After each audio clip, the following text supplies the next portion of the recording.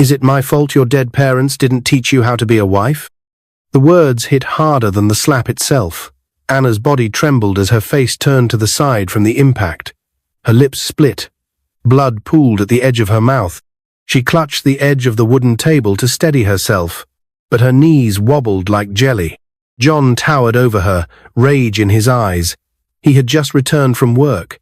His shirt was wrinkled, and in his twisted mind, that was enough reason to explode. "Look at you. Useless. Can't even iron a shirt," he barked, throwing the iron across the room. It smashed against the wall and sparked. I'm sorry," Anna whispered, her voice trembling. "The light went off just after I finished washing." He slapped her before she could finish her words. Then another one. Harder. Louder. Anna fell to the floor. What she didn't know, what John didn't know, was that someone else had seen it all. Outside, just beyond the slightly open curtain of their sitting room window, stood a man in uniform. Maxwell. A tall, dark-skinned Nigerian military officer, stern-faced and battle-hardened, yet with soft eyes when it came to his sister. He had come to surprise Anna after being away on a military posting for nearly a year. But what he found stopped his breath.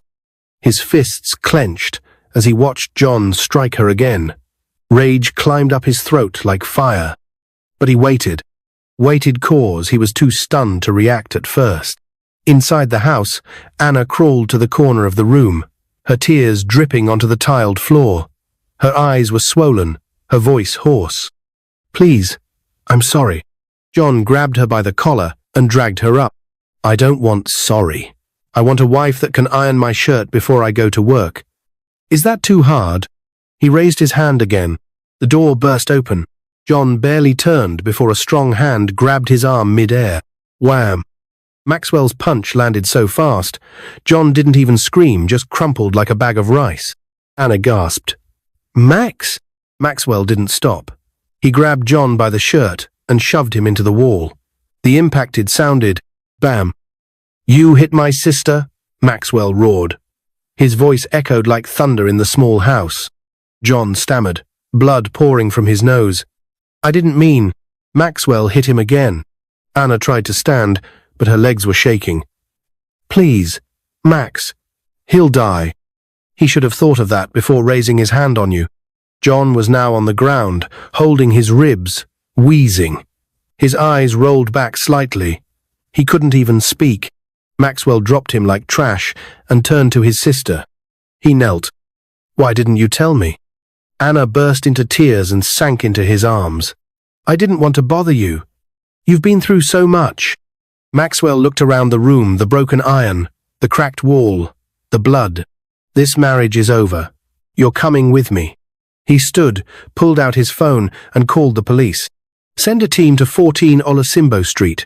Arrest a man for domestic violence. I'm filing the report myself." Outside, neighbors had begun to gather. The lights from their phones captured John lying bloody on the floor and Anna crying in her brother's arms. Just as the police sirens wailed in the distance, Anna felt something flutter in her stomach. Not fear, not relief, something else. She touched her belly gently. Her eyes widened. Was she pregnant? The police officers arrived just minutes after Maxwell's call. They didn't hesitate. John was still groaning on the floor, trying to sit up when 2 uniformed officers walked in and handcuffed him. "You're under arrest for domestic violence," one officer said sternly. "What?" "I'm the man in this house," John shouted weakly. "You can't take me like this. She's my wife." But Maxwell stepped forward, flashing his military ID. "She's also my sister. And you'll answer to the law now."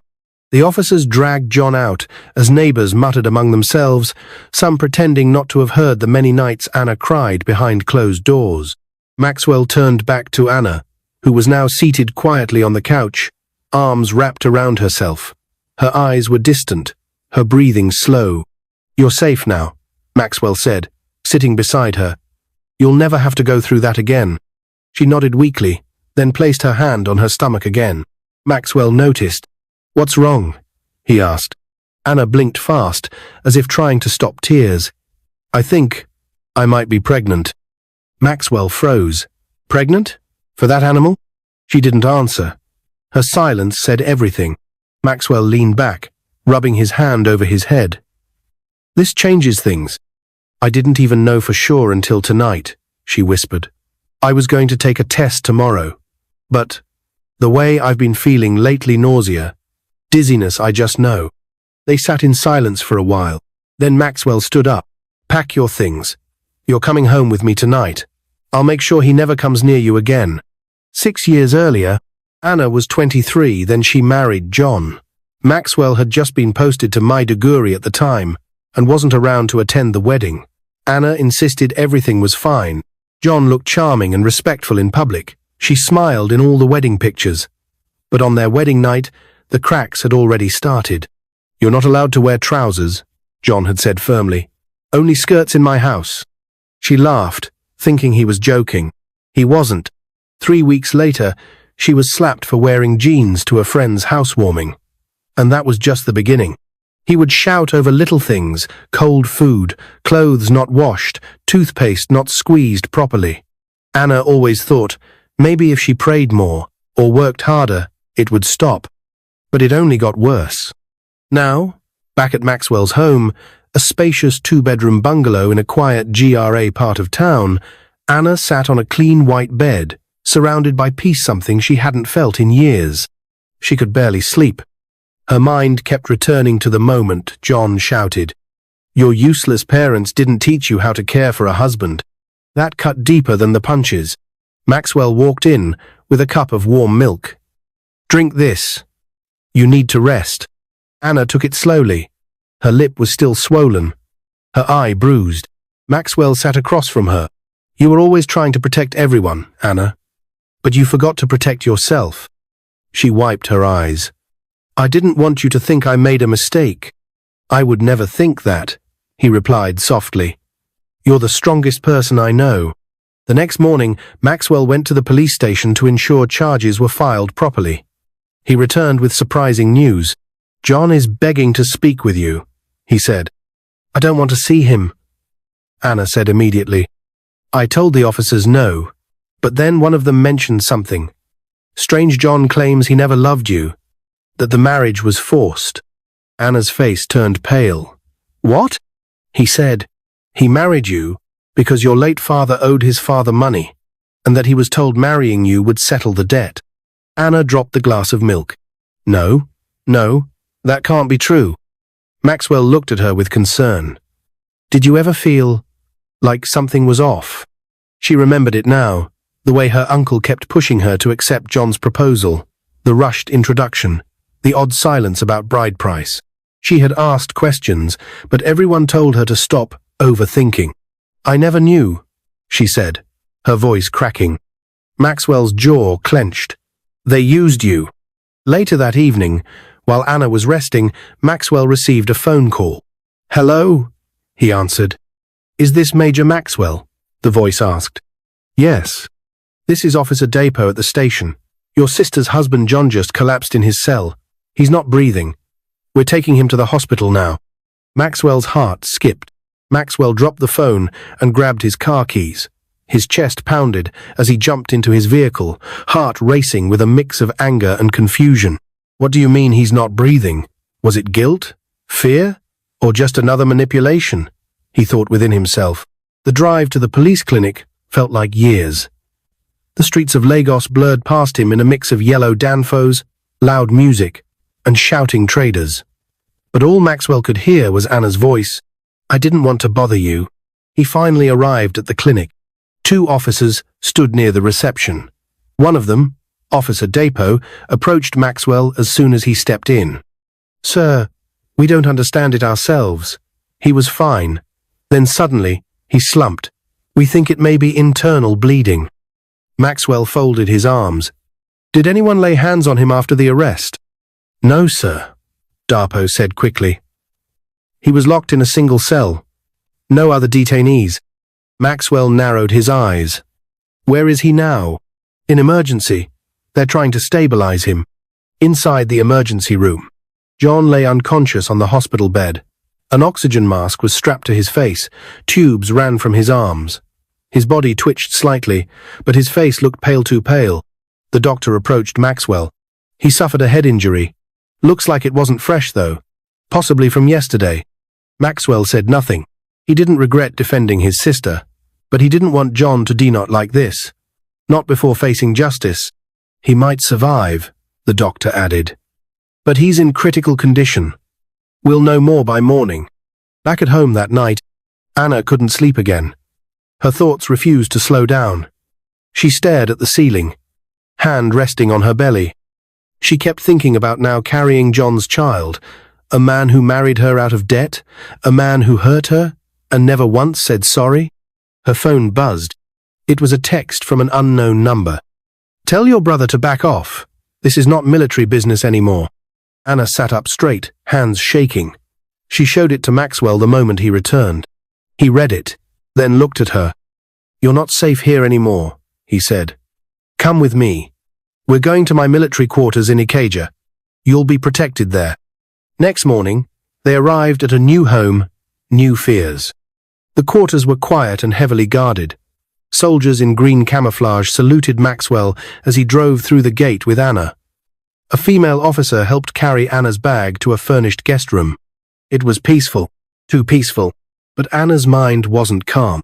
She kept thinking, who sent that text? Was it John's family? Someone at the station? Or was it true that her late father's debt had buried her into that nightmare? 3 days later, a man in Agbada showed up at the gate. His face was round, skin fair, with a gold ring on each finger. He introduced himself as Chief Benson John's father. Maxwell met him at the reception lounge. I came in peace, Chief Benson said, his tone rich and proud. Your sister was once part of my family. I believe we can settle this privately. There's nothing to settle, Maxwell replied coldly.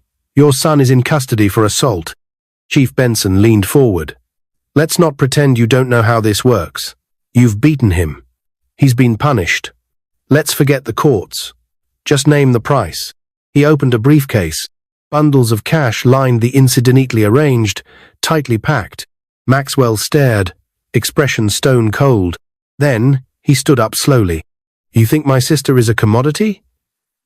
That you can slap cash on our pain and go home smiling? I'm offering peace. You're insulting us. Maxwell pressed a button on the table. 2 armed officers entered immediately. Escort this man out.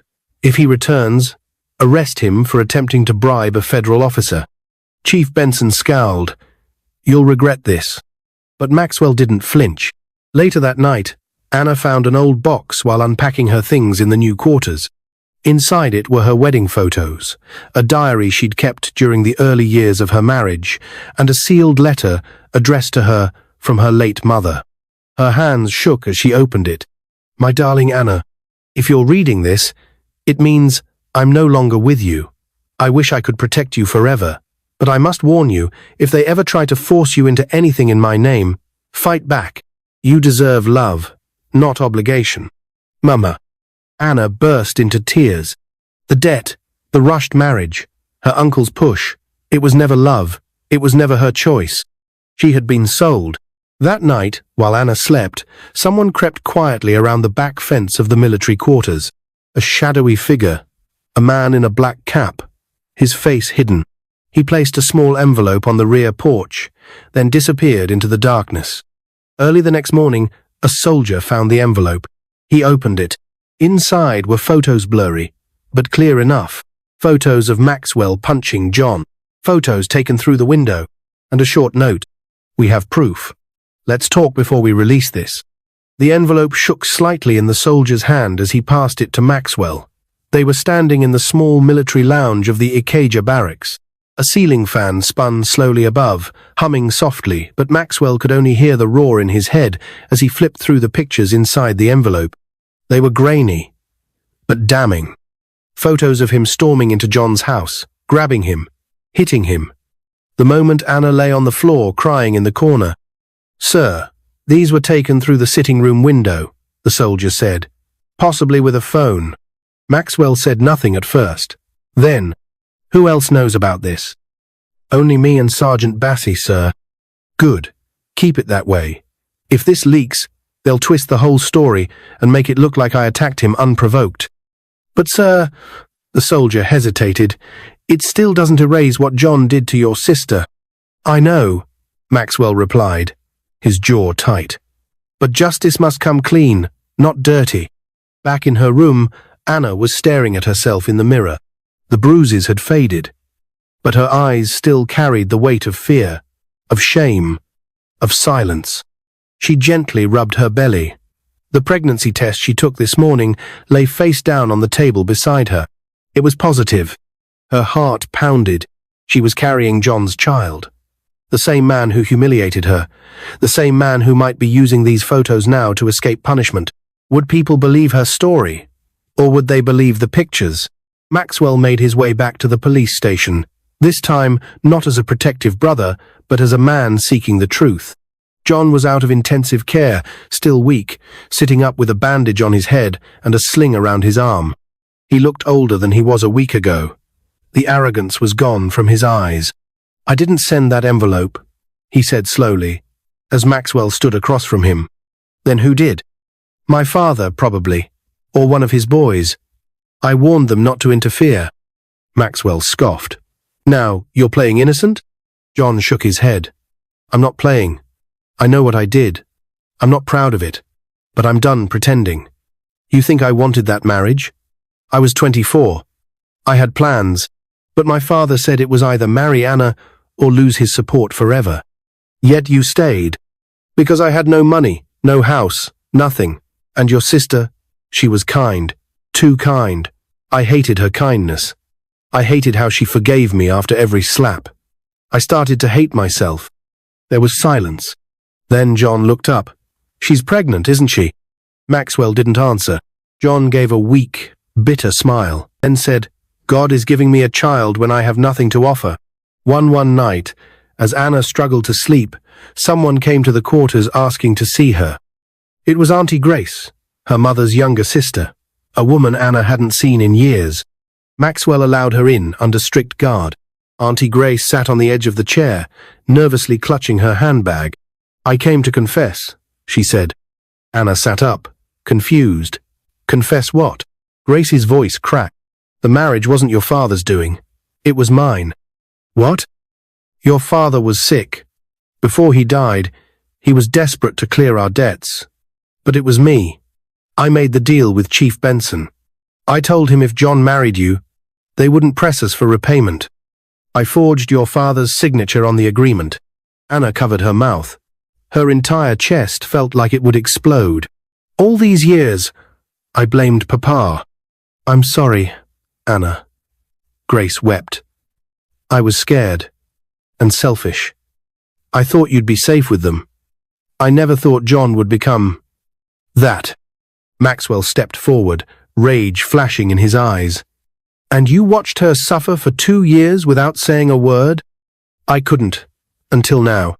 The next morning, Anna stood before a panel of women at a community justice event Maxwell had arranged. She wore a flowing sky-blue gown, a small microphone in her hand. The bruises were gone, but her voice trembled with power.